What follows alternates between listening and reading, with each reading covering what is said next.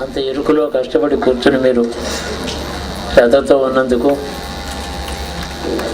మీ అందరికీ పరమేశ్వరుడు మీ శ్రద్ధకు మీరు పడ్డ శ్రమకు తగినటువంటి సుఖశాంతులు మీకు ప్రసాదించాలి భగవంతుని మొదటగా వేడుకుంటున్నాను.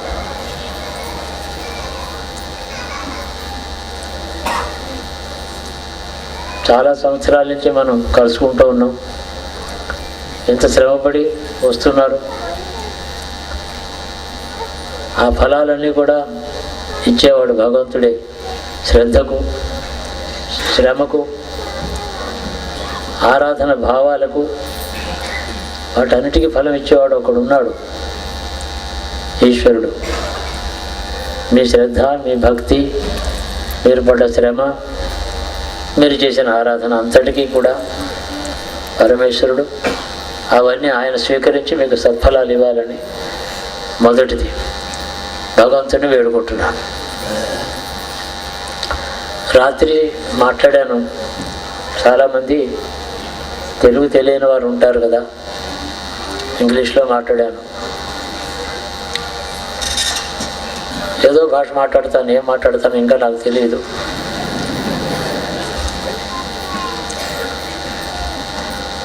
నా అభిప్రాయం ఏమిటంటే, మనం అనేక జన్మల నుంచి శుభాశుభ కర్మలు చేస్తూ ఇక్కడ ఈ భూమి మీద వస్తూ పోతూ దీని చుట్టూ తిరుగుతూ ఇక్కడే ఉంటున్నాం. మనం యుగాలు గడిచిపోతున్నాయి, యుగాల్లో శతాబ్దాలు గడుస్తున్నాయి. ఎంతోమంది పెద్దలు మన యందు దయతో అనేక విధములైన బోధలు చేస్తున్నారు. ఒక్కొక్క బోధకు కొన్ని వేల మంది శ్రద్ధతో స్వీకరించి అనుసరిస్తున్నారు. ఇంకా అనేక మతములు పుడుతున్నాయి, సిద్ధాంతాలు పుడుతున్నాయి, సిద్ధాంతాలకి నమ్ముతున్నారు అనేక మంది. చిత్తశుద్ధితో భక్తితో సిద్ధాంతాలను అనుసరిస్తున్నారు, ఆరాధిస్తున్నారు. ఈ కథ అనంతంగా జరుగుతుంది.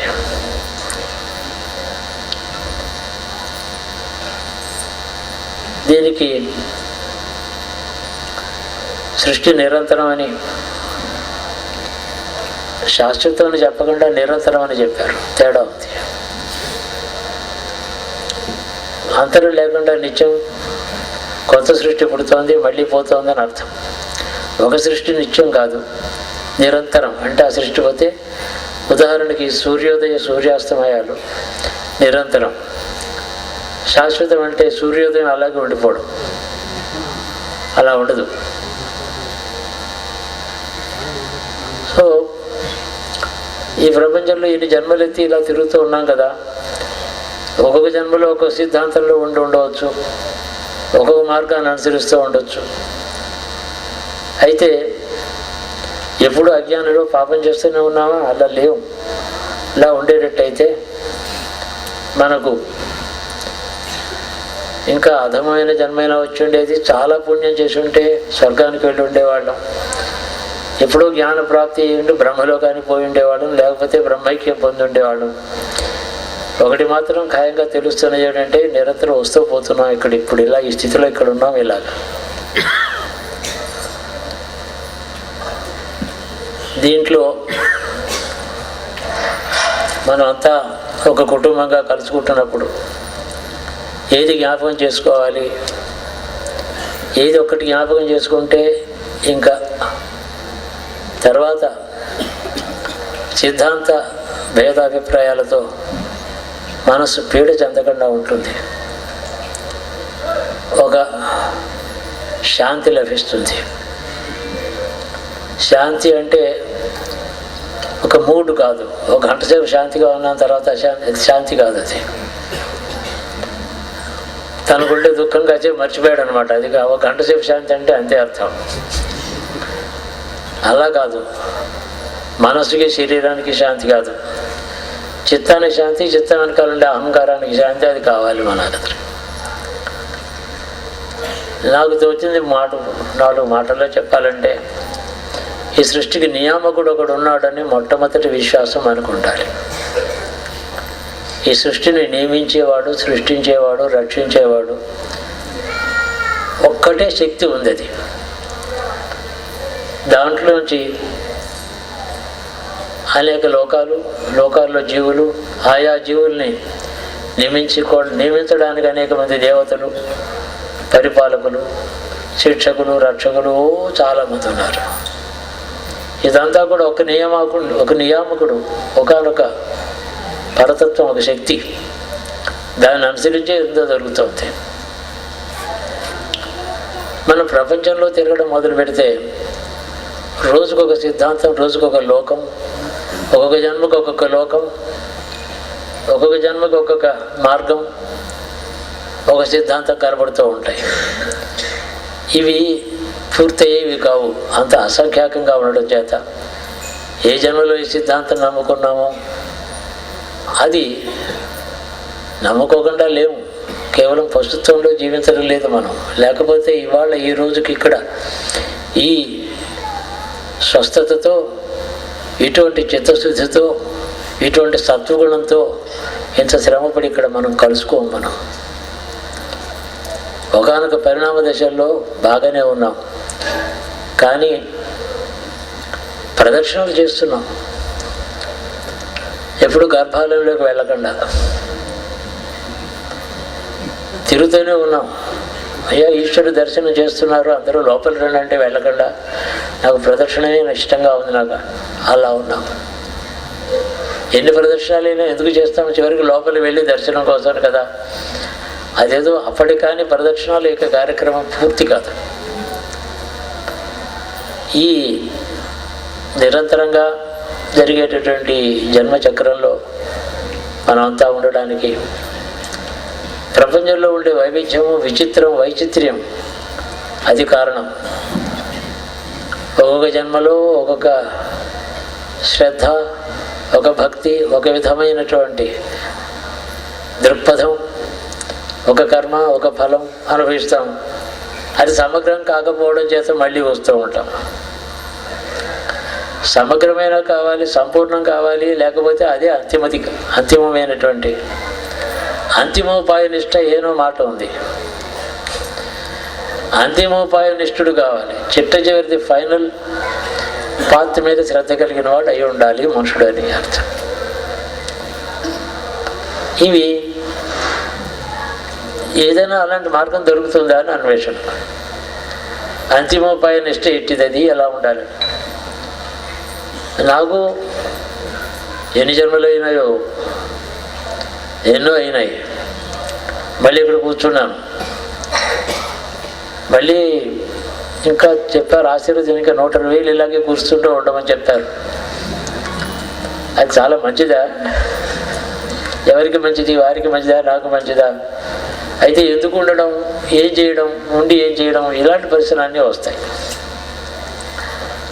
ఒక విషయం ఏమిటంటే వైవిధ్యం లేనటువంటిది, అనేకత్వం లేనటువంటిది, అనేక రూపాలు, అనేక సిద్ధాంతాలు, అనేక మతాలు, అనేక మార్గాలు, ఇవన్నీ లేనటువంటిది ఒకానొక నియామకుడు ఒక్కడున్నాడు. అతడి సృష్టిలోనే వైవిధ్యం అంతా ఇలా ఉంది అని అనుకుని దాని ఒక్కదాన్నే నమ్ముకోవడం, ఒక మూల వస్తువునే నమ్ముకోవడం. దానికి మీరు ఏదో ఇష్టమైన పేరు పెట్టుకోవచ్చు, కానీ శివుడు అనొచ్చు, విష్ణు అనొచ్చు, అమ్మవారు దేవి అనొచ్చు. కానీ ఒక కండిషన్ ఉంది. నేను శివుడు, దానికి ఈశ్వరుడు నేను పెట్టుకుంటే అతడు విష్ణువు కంటే అది కూడా అని వచ్చే భావం ఉంటే అది పోయినట్టేది, ఎందుకు పనికిరాదు. అది విష్ణువే నా పారమ్యం నేను అనుకుంటున్నాను, అతడు రుద్రుడు కాడు, రుద్రుడు కంటే అతడు చాలా గొప్పవాడు అనుకున్నానంటే అది వ్యర్థమే, అయిపోయింది. మళ్ళీ వైవిధ్యంలోనే పడుతున్నాం, భేద బుద్ధిలో పడుతున్నాం. భేద బుద్ధి లేనటువంటి ఒకానొక పరమ వస్తువును గుర్తుపెట్టుకున్నవాడు ధన్యుడవుతున్నాడు, లేకపోతే ముక్తి లేదు. ఆయా దేవతలు ఇచ్చే, ఆ రూపాలు ఇచ్చేటటువంటి సుఖాలు పొందుతున్నాడు. అట్టి వస్తువుని ఏదో పారమ్యం అనుకున్న తర్వాత అన్నీ అందులో భాగాలు అనుకుని దానికి అది కానటువంటి వస్తువు సృష్టిలో మరొకటి లేదు. కాబట్టి నేను శివారాధన చేస్తున్నాడంటే ఆ శివుడిలో విష్ణువు ఉన్నాడు, విష్ణు ఆరాధన చేస్తే అందులో శివుడు ఉన్నాడు. అంతా ఒకే వస్తువు యొక్క బహురూపములు ఉన్నాయని గుర్తుపెట్టుకుని అట్టి పరమ వస్తువు ఏదైతే దాని ఎందు శ్రద్ధ మనం సంపాదించుకుంటే అప్పుడు ఈ జన్మచక్రం ఆగుతుంది. అంతవరకు కూడా ఎగ్జిబిషన్లో స్టాల్స్ చూసినట్టు తిరుగుతూనే ఉంటాం. ఎగ్జిబిషన్ చూస్తే గాజుల దుకాణాలే ఉన్నాయి 250. నాకు ఆశ్చర్యం అనిపించింది. అంటే ప్రతి చోటికి వెళుతున్నారు, ప్రతి ఒక్కొక్క వెరైటీ అట్రాక్ట్ చేస్తున్నారు, అది కూడా కొనుక్కుంటున్నారు, అది కూడా ఇంకోటి అంతులేదు. మళ్ళీ నెక్స్ట్ ఇయర్ ఎగ్జిబిషన్ సిద్ధం. ఇలా తిరిగినడం చేత మనకు వచ్చేటువంటి ఫలవశాతి ఎక్కడ వస్తుంది, ఎలా వస్తుంది? మనకి ఒక్కనొక్క వస్తువు ఉంది. ఆ వస్తువు ఏ రూపంలో వెళ్ళినా ఆ వస్తువుకే పెడతామని అనుకోవడం ఒక పద్ధతి. ఆ వస్తువు ఏదో తెలియకపోయినా దాని ఏదో నేను శ్రద్ధ నాకు కావాలి, అదే నన్ను తన దగ్గరికి తీసుకోవాలి అని చెప్పి దాని మీదనే ఆధారపడి జీవించడం ఒకటి. Let us come to one conclusion. Let us try, decide conclusively to stop this repeated existences. Till then, there is no change in between life and a life. Again the same birth, same growth, same home life, same happiness and the opposite of it, same differences of attitudes. The story is just the same. It is not different from birth. Maybe you have been a king in one birth or a sannyasi in another birth, but again you are here.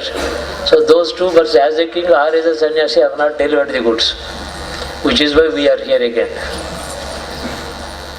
So any amount, I might have been a great Pandit, scholar in one birth. Maybe I was a total murkha in another birth. Both have not resulted in the ultimate. Therefore, let us now conclude, some conclusion must be arrived at, that I shall now surrender myself and I shall surrender my future, my present, my ultimate end of this perennial journey before that one single ultimate truth, whatever it is, from which the creation has come out. It is coming repeatedly. It has a great variety, many lokas, many jivas, many conditions, many rulers of many lokas, many forces, all of them great, very great, very, very great. And all that, be that as it may, I shall surrender to the ultimate truth. That ultimate truth, I don't have to define it. I don't have to have a form of it. Well, if I love the form of Shiva, or I love the form of Vishnu, or very much in love with the form of Mother, Devi, all these things are aspects of one truth. It is showing itself in a million forms, million places, million times. That is exactly the problem of the jivas. But why did God create a problem for the jivas? Because jivas, or their samskaras, are differently directed. They don't have a uniform attitude. They don't have a unilateral, singular path on which all have come to agree. People always are doing an immense amount of research as to how to disagree with others. No one is trying to agree with anyone. It is very inherent, a proven attitude of the human being. Which is why no one is happy. No one is at peace, not with others, peace with himself. In a state of doubt, disagreement, dissatisfaction,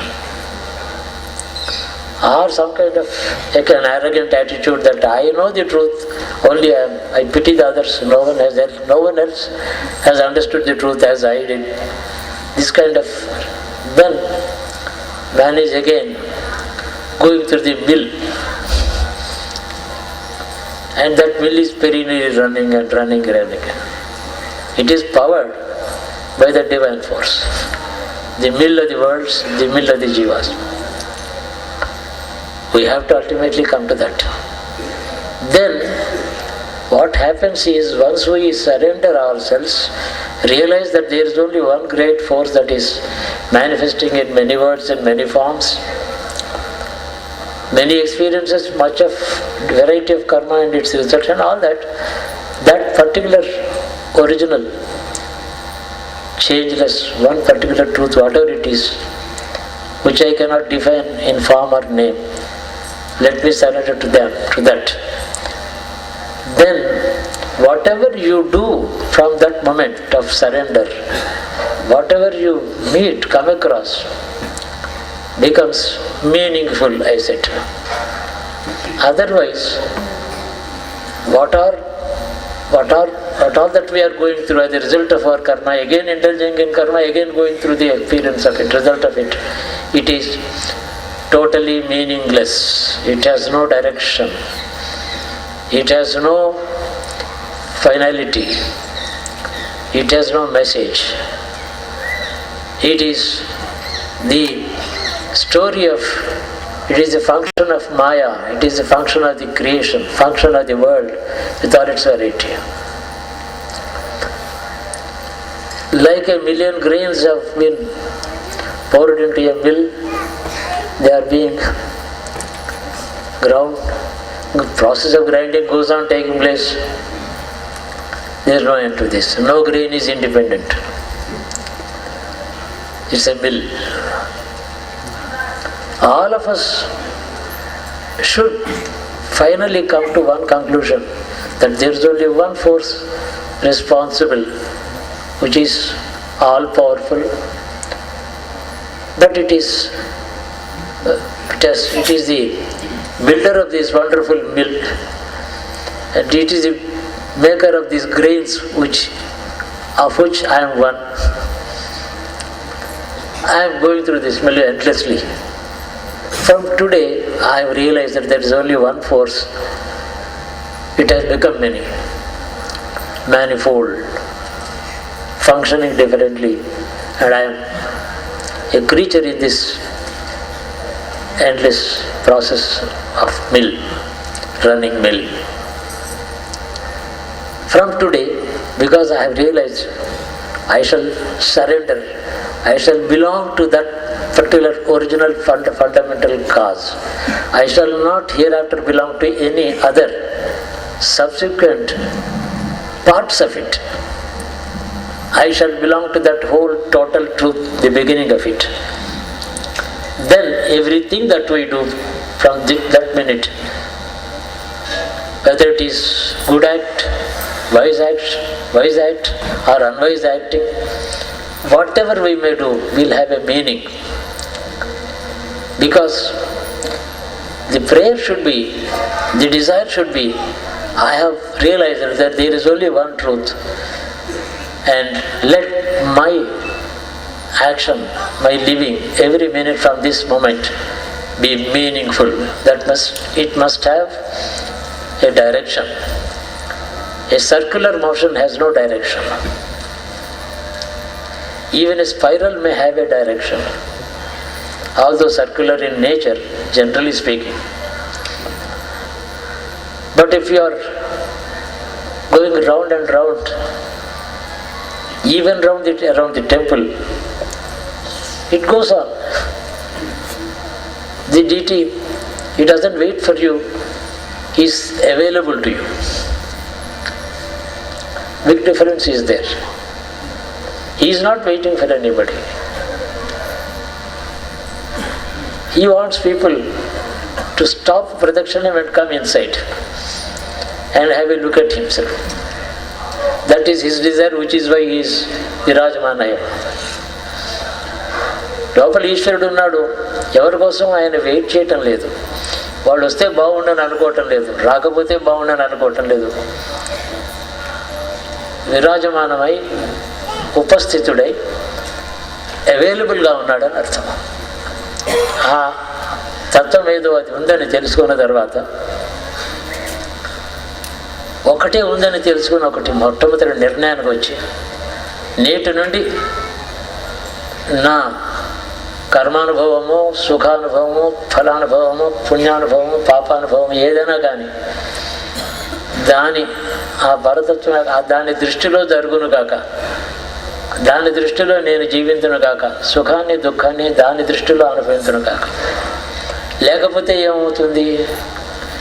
చాలా నిత్యం కర్మ చేయడం, కర్మఫలం అనుభవించడం, పునర్జన్మ ఇంతే ఉంటుంది. కర్మ అది లా ఆఫ్ క్రియేషన్, ఒక శాసనం. అది శాసనం పనిచేస్తూనే ఉంది. శాసనానికి లోబడి జీవిస్తూ పుట్టుతున్నాం మనం.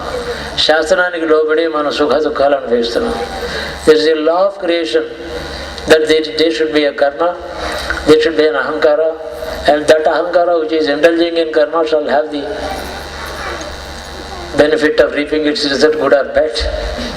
It is, once a karma is indulged in, it cannot escape from the result of it. That is the machine.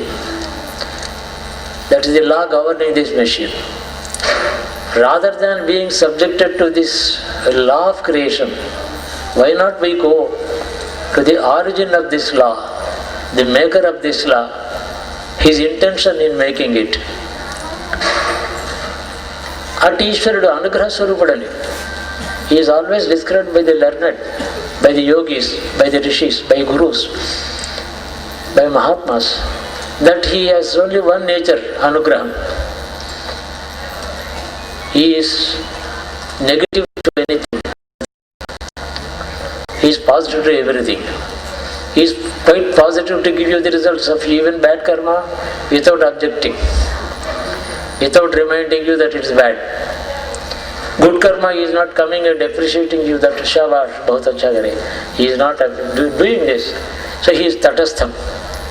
Because he has made a law and law is working, he is an onlooker. But once they go to him, the law does not apply to him. Lawmaker is not subject, has not subjected himself to the law. Many great men have said this. Buddha said, I am the maker of my own life, I am not bound by anything.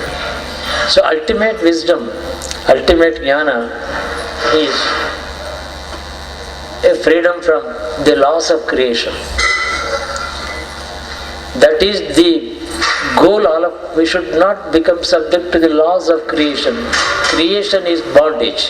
Creation is a perennial machine that runs and runs. We are grains in the mill. We are not independent. We are not declaring independence. We are going to the lawmaker. He can take us. He can make our moment, every moment of life from today, meaningful. What is the meaningfulness? To get released from the law of creation. We can reach him. అందుకని అర్థవంతం అవుతుంది జీవితం రేపటి నుంచి. లేకపోతే నిరర్థకమైన అవుతుంది, అనర్థకమైన అవుతుంది, అర్థరహితం అవుతుంది. అర్థవంతం అంటే ఏ అర్థం ఊహించాడో ఈ కర్త, సర్వకర్త ఎందుకు నిర్ణయం చేశాడో ఆయన తత్వం ఏదో అక్కడికి వెళ్ళేటటువంటి మార్గంలో సుఖము దుఃఖము జన్మలు ఏమున్నా కానివ్వండి, ఇంకా 10 జన్మలు ఉన్నా సరే అర్థవంతమని అవుతే అతడే తీసుకుంటాడు. ఇక తర్వాత మనకి కర్తృత్వము, కర్తృత్వ భావన, కర్మ ఫలాలు ఉండవు. నా దృఢమైన నమ్మకము, అనుభవము కూడా నేను సగర్వంగా చెప్పేది ఏంటంటే, అతన్ని నమ్ముకున్న, ఆ తత్వాన్ని నమ్ముకున్నవాడు కర్మాధీనుడు కాలేదు. తర్వాత కర్మ అతన్ని వదిలిపెట్టింది, కర్మఫలమేమో అనుభవిస్తున్నాడు, పూర్వకర్మ ఫలం. మళ్ళీ కర్మ పుట్టడం లేదు. తక్షణం అతడు అందులోంచి విముక్తుడైనాడు. చేయవలసింది ఈ విశ్వాసమే. రోజు నిత్యం అనుక్షణం నీకు తదధీన నీ అధీనమై నేను ఉన్నాను. నీ కర్మ శాస్త్రం ఉందే, శాసనాధీనమై నేను లేను అని కూడా చెప్పడం. నీ శాసనం నన్ను బంధించదు. ఎన్నో లా ఉంటుంది, ఎన్నో లాస్ ఉంటాయి దేశంలో. ఎవరో విఐపి ఉంటాడు, అతనికి ఆ లా వర్తించదు. ప్రెసిడెంట్ గారి భార్య కొడుకులు వాళ్ళకేమో సెక్యూరిటీ చెక్ ఉంటుంది. వాళ్ళ సెక్యూరిటీ కోసం ఇతర చెక్స్ ఉంటాయి. అన్నిటికీ కూడా, అన్ని శాస్త్రాలు కూడా ఎగ్జెప్షన్ ఎలా ఉంటుందో అలాగే ఒక కర్తను ఎప్పుడైతే నమ్ముకున్నామో అతడి దగ్గరికి, నీ దగ్గరికి వస్తానా మోక్షమా జ్ఞానం, అది కూడా నీవు నీ అధీనంలో జీవిస్తున్నాను కాబట్టి నీ సంకల్పం ఏదో అదే నెరవేరుతుంది. కానీ నా సంకల్పం కాదు, ఇక నుంచి నా ఇష్టాలు కాదు, నా వైవిధ్యం కాదు. From this moment, it is not me that is doing anything. It is not me who is reaping the result. It is not me who is taking any decisions. I am with you. You are my master, maker. You are my protector. Or not a protector, but you are that. That attitude is ultimate. దాని వల్లనే మనకి శాంతి కలుగుతుంది. ఆ భావంలో ఉండడం అంటే ఇంకా క్లియర్గా చెప్పగలిగానో లేదో నాకు తెలీదు. దీనివల్ల తేడా ఏమొస్తుంది? ఇలా ఇది అయిన తర్వాత కూడా మర్నాటి నుంచి సుఖము, దుఃఖము, రోగము, వార్ధక్యము, చివరికి శరీరం పోవడం ఇవన్నీ వస్తూనే ఉన్నాయి కదా. చుట్టూ అతనికి కూడా మళ్ళీ దారాపుత్రాదులు, సుఖం, దుఃఖం, స్నేహితులు, శత్రువులు అందరూ ఉంటూనే ఉన్నారు కదా. అదంతా కూడా కర్మశాస్త్రం అనుసరించి సుఖ దుఃఖాలు కర్మ వల్ల వస్తున్నప్పటికీ కూడా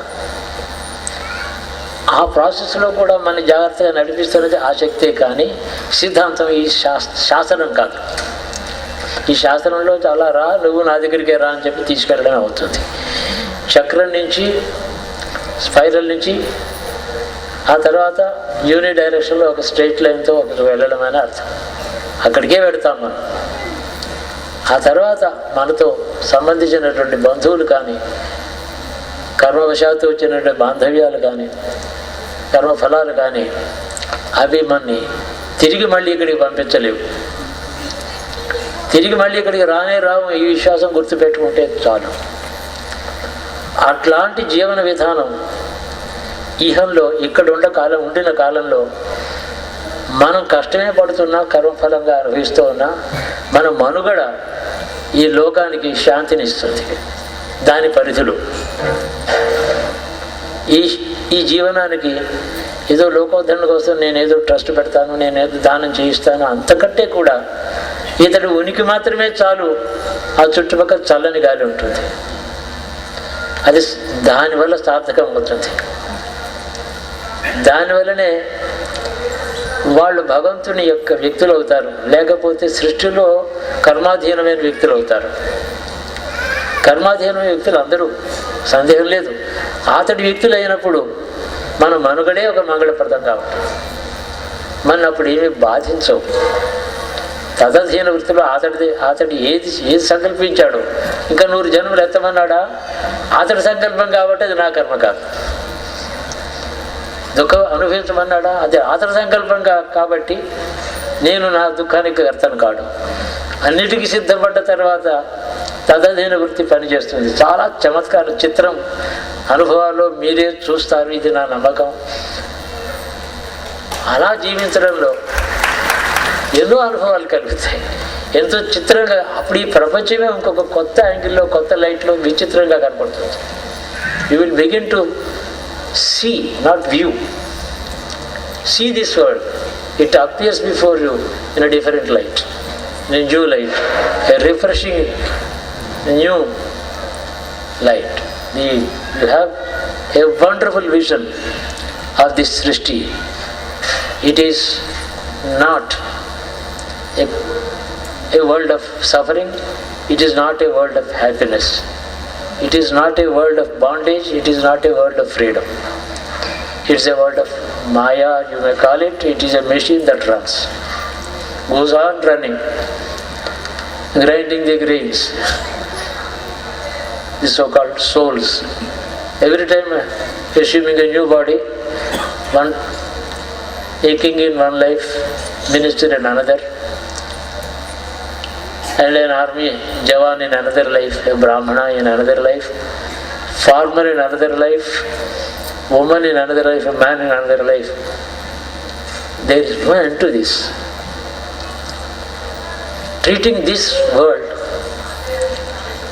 as a giver of happiness or deliverer of a soul is no use. The maker of this universe only is the deliverer. We can certainly enjoy the results of good karma. We can even go to Swargam. We can do good deeds and reap the results of good karma, which is material happiness and pleasures. But even that is meaningless. We have to ultimately surrender to the fundamental principle. We can call him God, you can call him Shiva or Vishnu also. But if you think it is Vishnu, remember that it should not be different from Shiva. If you think it is Shiva, it is not different from Vishnu. They are manifest forms entered into this world on their own, not bound by any other law. The lawmaker alone is not bound by law.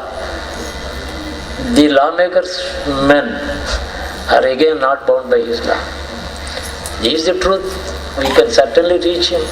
There should be an end to this. And in the meanwhile, what our sojourn in this life is going to be neither happy nor unhappy, but absolute wisdom and tranquility inside. Tranquility is not happiness. Tranquility is not an emotion. Tranquility is not pleasure or suffering. That kind of a goal is achievable by one and all. All that is needed is an attitude, a decision that I shall be bound hereafter, this minute. I am not a jiva bound by my karma. Yes, if this body contains a jivatma, which is the doer of a past, reaping its result, let it be. I shall reach him, the cause of all creation, because I am his from this minute. Try to think of this again and again. The words cannot convey all the meaning, but meditation on these words can give you the experience. That meditation is capable of delivering all of us.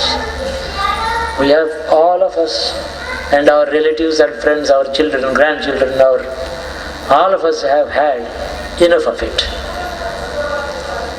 There has got to be a moment we should arrive at when there should be an ultimate passport, visa, a goal, a journey, real journey, or the end of a journey itself. చిట్ట చివరికి ఒక స్థానానికి మనం చేరిన తర్వాతనే ఫలం ఇచ్చే వస్తువు. దానికి కూడా ఫలం ఈ శాసనంలో లోపడే ఉంది. మళ్ళీ తమాషాది, ఈ శాసనంలో కూడా ఈ శాసనం వల్ల నీవు బాధించబడకపోతే నీవు శాసనకర్తగా వస్తున్నావు అని అర్థం.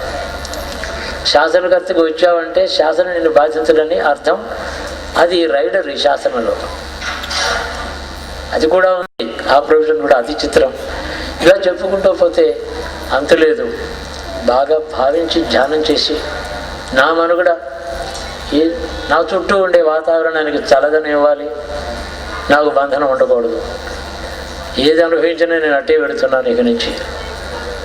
ఏ బుద్ధి పుడుతుందో పూర్వ సంస్కారాలు ఏవి ఇంకా ఏమన్నా ఉంటే ఏ కర్మ చేయిస్తే సంస్కారాలు, కానీ వాటికి ఫలం నాకు ఉండదు. ఇది నా జన్మ, నా ప్రయాణం ఆ దిశలో వెడుతోంది అని అనుకుంటే చాలు. అతడు అధీనంలో ఉన్నాం అనుకుంటేనే ఆ దిశలో వెళ్ళిపోతాం. మనకు ఆ బాధలు ఉండవు. ఇది నా దృఢమైన విశ్వాసం. అందుకని మళ్ళీ రాత్రి చెప్పిన మాటలే మళ్ళీ చెప్పాం. అన్నీ చేద్దాం, మంచిది అనుకునేది చేద్దాం, మంచిది అనుకుని కూడా చేయడం ఇష్టం లేకపోతే మానేద్దాం పోనీని. కానీ ఈ సంకల్పంతో ఇదిగో రోజు ఉదయం పూట ఇలాగే ఈ మాట, నీ అధీనం మంది ఉండి నువ్వు ఎలా నడిపిస్తావు అలా నడుస్తాను, కానీ నా బుద్ధి బాగున్నా బాగుండకపోయినా నీవే నడిపిస్తున్నావు నన్ను. నేను మంచి చేసినా నీవే నడిపిస్తున్నావు, చెడ్డ చేసినా నువ్వే నడిపిస్తున్నావు. కర్తృత్వ భావాన్ని ఇక్కడేమో విసర్జించిన వాళ్ళు అవుతాం. తదధీన వృత్తి వస్తుంది. పరమ సత్యాన్ని నమ్ముకుని అదే ధ్యేయంగా పెట్టుకుని ఆ దిశలో ప్రయాణం చేస్తున్న వాళ్ళు అవుతాం. ఇంతకన్నా మంగళప్రదమైనటువంటిది, ఇంతకన్నా శుభప్రదమైన మరొకటి ఏమీ లేదు. బాంధవ్యాలు ఉంటాయి, అవి కర్మాధీనమైన బాంధవ్యాలు అవుతే సుఖాలు ఉంటాయి, దుఃఖాలు ఉంటాయి, ఏదో అవుతాయి. ఇష్టం ఉంటుంది, ఇష్టం లేదు, ఆమోదిస్తా ఆమోదించకపోతే పర్వాలేదు. నాకు ఏ దృష్టి లేదు, నా ధ్యేయాన్ని పెట్టుకుని అడ్డే పెడుతూ ఉంటాను. నన్ను అతడు నడిపిస్తాడు. పరమాత్మ అతడు పేరెట్టారు, అతడు నడిపిస్తాడు. అతడు నచ్చారు పాపం చేయిస్తాడా, కర్త అతడు అవుతాడు.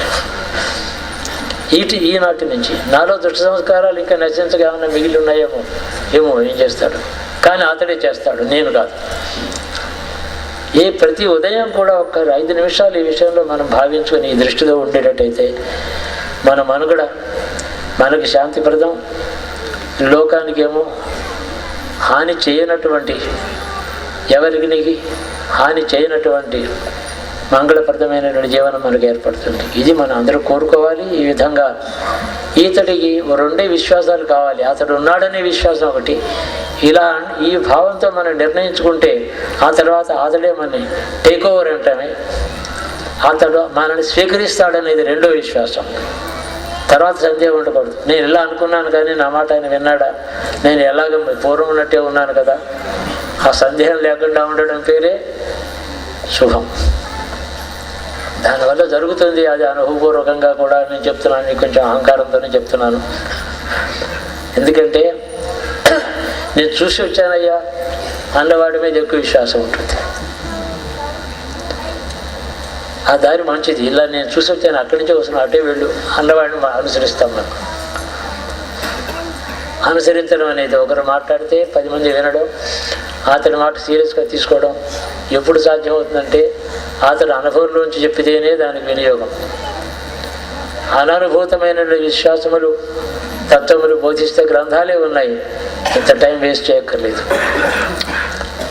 అనేక మార్గాలు ఉండనే ఉన్నాయి. మనం అందరూ కూడా ఒక కుటుంబంగా మన బంధువులతో అందరితో సహా ఆ తదధీన వృత్తిని చేసుకొని మనం అతడికే సరెండర్ అయ్యి నేటి నుంచి నా కర్మఫలాలు వచ్చినా మంచి ఫలాలు వచ్చినా ఏమొచ్చినా అతడి ఆదేశం ప్రకారం అతడి శాసనం యొక్క అధీనమందు కాక శాసనకర్త యొక్క అధీనమందు ఉండి నడిపించుకుంటాను నేను అని అనుకుంటే అతడు తీసుకుంటాడు అని సిద్ధాంతం నేను చెప్తున్నాను. అలా అంటే తీసుకుంటాడు. పుణ్యమా పాపమా జ్ఞానమా మీ ఉపనిషత్తులు చదివామా తపస్సు అవన్నీ అడగండి. జీవుడు యథాతథంగా ఉన్నాడు.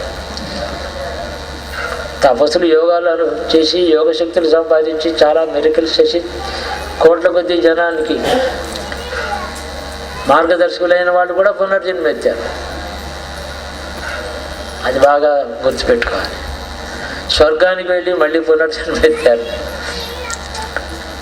అక్కడ తలుచుకున్నప్పుడు మాత్రం వాళ్ళు మాత్రమే మళ్ళీ రాలేదు. అలాంటి వాళ్ళ మనుగడ ఏ స్థితిలో ఇక్కడ జరిగినప్పటికీ అది ఇతరులకు వెలుగునిచ్చింది, శాంతినిచ్చింది. అట్లాంటి వాళ్ళు మన అందరూ కూడా కావచ్చు. ఏం చేద్దారంటే మీ ఎందు తక్కువ అనుగ్రహం, నా ఎందు ఎక్కువ అనుగ్రహం ఈశ్వరుడికి అలా లేదు కదా. లేకపోతే నాలో అధికంగా ఉండి మీలో అల్పంగా ఉండడం అది కూడా లేదు కదా. సమాన స్థితిలో ఉన్నాడు కదా అందరిలో. Is equally present in all of us. Is equally lively present in all of us, not more likely in somebody. ఈ విషయాన్ని బాగా విశ్వాసం దృఢంగా చెప్పుకుంటే మీకు మీరే రోజు చెప్పుకుంటే మీకు మీరే గురువులు అవుతారు. రోజు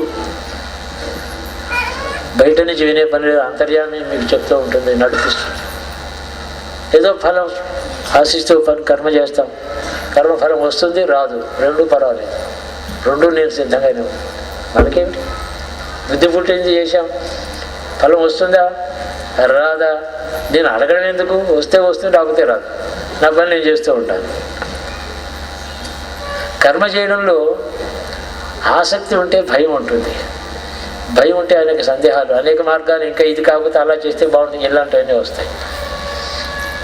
ఏమక్కర్లేదు, ఎలా బుద్ధి పుట్టిందో, ఎలా తోచిందో, ఎలా చేయగలిగామో అలా చేస్తామో పని. యజ్ఞం అంతే, యజ్ఞం ఫలం అంతే. తపస్సు అంటే తన దానం ఫలం అంతే. ఏ కర్మకైనా ఫలం లా ప్రకారం వస్తుంది, లా మేకర్ వాళ్ళ నుంచి వస్తుంది. నేను లా మేకర్ ఉన్నాడే అతన్ని నేను అనుసరిస్తాను. అందుకని గురువుని త్రిమూర్తులతో పోల్చాడు. గురు బ్రహ్మ, గురు విష్ణు, గురుదేవో మహేశ్వర, గురు సాక్షాత్ పరం బ్రహ్మ అన్నారు. అతడు విష్ణు స్వరూపుడా, రుద్రస్వరూపుడా, బ్రహ్మదేవుడి అంశ, ఇవన్నిటికీ అతీతమైనటువంటి ఒక వస్తువు అతడు, అదే గురువు అని అనుకున్నారు. దానివల్ల అట్లాంటి గురువుని ఆశ్రయించారు. కానీ వేద దృష్టిని చెప్పేటది, ఉత్తమ అధమములను చెప్పేటటువంటి గురువుని జ్ఞానులు అదృష్టవంతులు అనుసరించలేదు. అట్లాంటి గురువుని అనుసరించిన వాళ్ళే వాళ్ళు సుఖపడ్డారు. దానివల్ల ఆ గురువులు కూడా పాపం చేయకుండా వెళ్ళిపోయారు. ఆ దృష్టితో ఉన్నవాడు. లేకపోతే తను నమ్మింది 100 మంది చేత నమ్మించి తను తప్పు మార్గంలో ఉంటే వాళ్ళు కూడా ఆ మార్గంలో నడిపించడం అనే దోషం వస్తుంది. ఈ భావం గురువు అంటే ఏం లేదు, మిత్రుడే. ముందు నడిచేవాడు అని అర్థం, వెనక నడిచేవాడు అని అర్థం, ఇరుపక్కల నడిచేవాడు అని అర్థం, లోపల ఉండి నడిపించేవాడు అని అర్థం. అదే చమత్కారం. అనుభవం వస్తుంది ఒకనాడు, దానికి అందరూ కూడా all are equally qualified. You don't have to be very learned man all the time doing yoga or chanting మంత్రాలు. యాటిట్యూడ్. ఇన్ని యోగాలు, ఇన్ని మంత్రాలు, ఇవన్నీ కూడా ఈ స్థితికి వెళ్ళడానికి దారి మార్గం. ఇవన్నీ అందుకోసం ఏర్పడ్డాయి ఉపాసనలు. ఆ స్థితికి వెళ్ళేందుకోసం ఇవన్నీ స్టెప్స్. ఇవి 1000 మెట్లెక్కి పైకి చేరడం ఉంది, హెలికాప్టర్లో పైకి వెళ్ళడం ఉంది. ఎలాగైనా వెళ్తారు. అన్ని మార్గాలు ఉన్నాయి. అది కర్మాధీనమై ఉన్నాయి. ఆ కర్మ అహంకారం నుంచి వస్తుంది. అహంకారంలో సంస్కారాలు ఉన్నాయి. సంస్కారాలేమో కర్మలోంచి పుట్టాయి. అంతెక్కడి దీనికి? అన్నిటికీ అతీతమైన మార్గాన్ని అన్వేషించడమే మనకు చేయం. ఈ పుణ్యకాలం ఒక్కోటి ఏకాదశి, వాళ్ళ ద్వాదశి, ఈ మార్గంలో అందరూ ప్రయాణం చేద్దాం. మనం, మన బంధువులు అందరూ కూడా శ్రేయస్సును పొందుదురుగాక పరమేశ్వరుని వేడుకుంటున్నాను. ఈ మాటల్లో అంతరార్థం, సత్యం ఏదైతే ఉన్నదో అది మీ అంతఃకరణలో గోచరించి మీకు శాంతినియ్యాలని మళ్ళీ అతన్ని వేడుకుంటున్నాను. Meditate on these words that there is one ultimate creator. I shall surrender to him, not to his creation. I shall not surrender to his creation. I shall surrender to him. Creation is perennial, endless. It is a bandhanam. It is an open air jail.